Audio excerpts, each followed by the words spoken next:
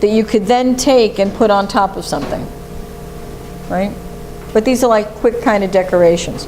The other thing people do is they will take white chocolate and then back it with the dark chocolate and then run through it like this and then roll it and set it. If you did this with your candy melts, it just wouldn't shine, but it would set up, right? So both ways kind of work. You put white chocolate on top of this? If I wanted to, I could have put white. I could also make cigars, right? Like I would have to use, for a cigar, I would be better off if I had like a marble. And I would put the light and the dark chocolate down on the marble and let them set, or even on your countertop at home. And then you take that big spatula and you push them up, and it makes the cigar, the chocolate cigar.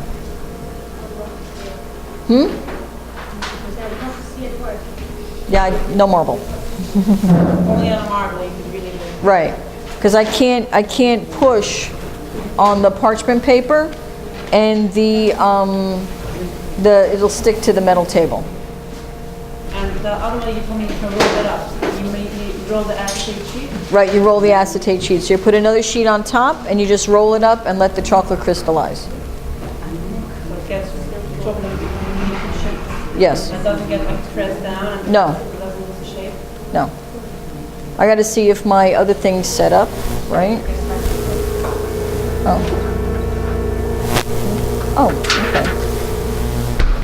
All right, so here's my little button, right? But I'm going to try not to touch it because my hands are warm, right? And freeze spray. So, freeze spray, when I attach the petals here, right? The freeze spray is going to set the chocolate up faster. So so you can see, right? Let's go like this.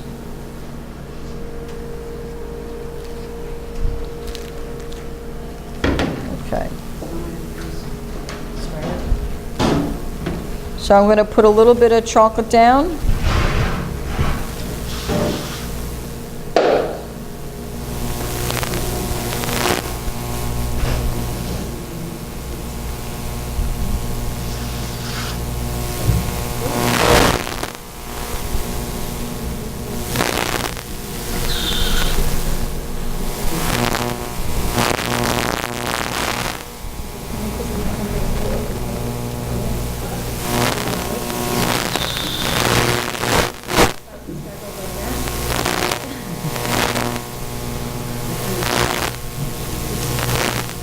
Just freezing it. Yeah.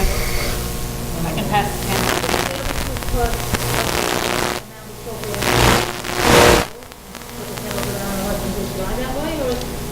to me to set it up, the flour in a bowl? Right, if you're not using that. Oh, yeah, you need time. Can you get like under there? It's, What is this here? what is it? Okay. Something approved by the FDA. They sell it here? Check. They sell many things by this company. So, do you know if they have to freeze? Yeah, I'm sure she can get it. There's a couple of brands in the world. Before they came up with this, people used to do something which is really illegal, and they would hold a can to air to clean a computer screen upside down. And it functionally does the same thing, but it's not good. Okay, how exactly these chemicals are decor, I'm not sure. But this is approved for consumption. So this chemical is healthy and that chemical is unhealthy. Who knows, People right? use it more on chocolate than they do on sugar. Sometimes people use it on sugar. This one, it says it's for chocolate and sugar. Your only other choice is time. Quick, right? Lots of time. And if you did, So if I had my, I'd line it with plastic wrap or something, parchment, because you'll otherwise right, so if I had this, right. You'd be working very hard for every dessert. Right? But once I have this together, I could spray this. Like I could take this off and spray it. But if I had, you know, if I took the time and I made more petals, I could like really build this up, right? And that was like with a paring knife, right? No special mold, right? The other way people make flowers is they get molds, like, it's like a mold that's like a little boat like this, and they come very small, and they pour the chocolate in, tempered chocolate, it comes out of those little boat molds, and they make these petals that are kind of like this shape, right? But like the paring knife, you could just, you know, that was quick. If I wanted to keep going, I could have just kept going and kept putting them. And once it starts to crystallize, I could even stack them on top of each other in the baguette mold. And if I didn't have a baguette mold, I could use tape. I could take tape and just pull the paper together like this, like make a nice arch like this, and just tape it. But make sure that it, you know, because of the chocolate, it's not doing it. But I could do that too. What? Yes, right. If I had a bottle of some sort, right? But then I'd have to put something on the other side of the leaf so that it, right? Because this, I have where the knife was, it makes the rib, right? If I put something that way, I would, yeah. It has to. You could take like a soda bottle, cut it this way with a pair of scissors horizontally, and put it in like that too, right? Because like the airbrush is like more high tech, but you always want to find a way to do it sort of low tech and not spend a lot of money, right? If somebody uses an airbrush for color, they can keep that same compressor, they just need another hose and nozzle? You mean if they have a... The airbrush that you use, the small one, that's right. Is that the same exact machine that you would use for food coloring if you were airbrushing? Yes, cake? right. But you're not going to use the same... In an ideal world, you have two. You have one for water-based color and one for the cocoa. But No. essentially, the compressor is the same? Yes. Compressor's the same. Compressor, you're getting two. Yes, yes. And if you're completely sure that you don't have any cocoa butter to mess up your water-based spraying, and you don't have any water to mess up your cocoa butter-based spraying, you can use one. Well, that doesn't really make that much sense, because I saw how much troubleshooting you had with just cocoa butter. It doesn't sound like it's a good idea. Right, It's right. not fun. No, it's better to have, Spike it. it's better to have But I'm saying one, you just buy one compressor. You just yes, add- one compressor. And if you have the same brand airbrush, then the hose connections are the same. Because from different brands of airbrushes, the diameter of the hose is different. No, you need like A fitting. Jesse's saying like that the different brands have Fittings. different Right. hoses. Where'd it like go? 1/4 inch versus 8-inch hoses. Oh, But you right. can buy connector adapters. See this part where the hose connects, different brands of airbrushes, these are different sizes. It's not uniform. So the hose connectors, like you have to go to an art supply store or buy them online, right? And so you have to know the connection size. So let me take one off and pass it around. You also like want a different size needle for the chocolate. Yes. So the other difference is when you have water-based color, right? Water-based color is thinner than the cocoa color, right? So you see that this has two different sizes, right?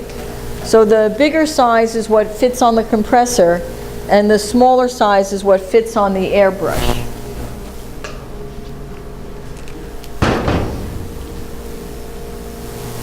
Yeah, this one's the same. But depending on the brand of airbrush, This one around. yeah, depending All on different kinds of hoses these days. depending on the brand of airbrush, this is different. It can be smaller but not bigger. The other thing, and I talked about it at the very beginning, was that when you have cocoa butter based color, you want the color to get mixed at this point, not really coming through the gun. It's hitting the air and the air is pushing it out, but there are other airbrushes where the color gets mixed in further along here. And that's better for water-based color, but not for cocoa butter color, because the further back the cocoa butter color is with the air, the more the air can cool off the cocoa butter color. The other difference with these is that in here is a needle, right? So when you have water-based color, the needle is a smaller diameter than for the cocoa butter color. So the cocoa butter color, it's a bigger needle, meaning diameter-wise, and the nozzle that's over here is a little bigger to accommodate the bigger needle. And it's kind of like counterintuitive. You would think that because the material's thicker, that you would need a smaller needle, but you actually need the bigger needle to push the material through. So that's why people, when they get this kind of airbrush for detail work. What means this kind? Excuse me? You're saying this kind of airbrush, how does it fall? This kind, meaning as opposed to that kind. This as opposed to that. But within these, and I have it in the handout, there's the kind that are internal mix and external mix, right? And this airbrush, right, you push down and pull back, it's called dual action. And there are airbrushes that are single action, meaning you push down, the color comes out. The reason people like both kinds, air and then get the color, is because you can adjust the amount of color more easily than just pushing straight down for color. If you have a single action airbrush and you're just pushing straight down for color, you have to have a lot of sensitivity in your finger to just push very slightly for the amount of color you want. Right here, you can just push down and you're adjusting it by how much you push back to let the color out. But like this gun, to clean it, I'm going to take the oil, right, the canola oil, and run it through to clean the gun out. So when I don't see any pink, I know it's clean, and the canola oil stays liquid at room temperature, unlike the cocoa butter that's solid at room temperature, and I know that the airbrush is then clean. Right? If, like somebody was asking before, if it starts to get thick in here, I could use the hair dryer or even a heat gun, which has more power to it, to loosen it up. But if you put this away and don't clean it, which is what happened to that, right? It got put away and wasn't cleaned, then the cocoa butter solidifies in here. It's like one with the airbrush, right?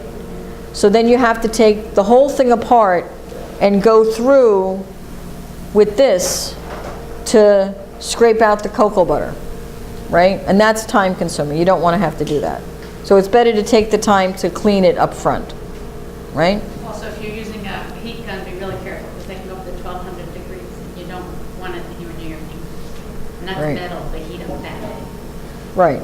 So I just took the, And that can burn the chocolate in it too. I mean, it can cause like lots of hazards. I just took the guard off, right? So you can see how this is like really, really sharp. Let me just make sure it's clean. I'll pass it around. When the other thing you have to think about when you have an airbrush and like things are not working right? Like let's suppose, I don't know, you work at home, I don't know, and you have kids and they touch stuff, right? Kids touch stuff. Really? Yeah, right? They get very excited and they touch stuff. I'm going to pass it around on the tray. So if you push down on this and see how the needle comes back, but if you just gently touch the edge of it, you'll see how sharp it is. So if somebody's not careful and they drop the airbrush on the floor, and you look at the airbrush and you go, it looks fine, right? Looks okay. But if the edge of the needle gets bent, nothing will come out, right? Yeah. So does anybody want to try doing that thing with the knife and making some petals? Maybe? Okay. It's good practice. The rest of it here is for a cake. The recipe there is for the mousse. Use this in template. Okay.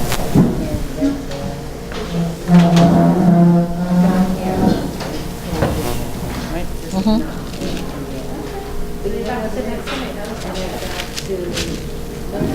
So you're going to tilt the bowl and just get the chocolate all on the knife like that, and then pull it off like that, and then you just lay it on the edge like that and pull back. And you need to add chocolate every time you do it.